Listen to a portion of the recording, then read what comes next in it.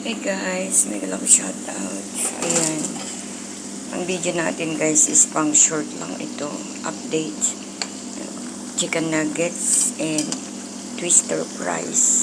Ayan siya. Ganyan ang OFW. Kailangan paminsan-minsan ay may diskarte. Huwag lang maarte. Kailangan may diskarte. Ayan. So akin kasing sitwasyon guys, kailangan ko minsan ng yung ready to cook na foods.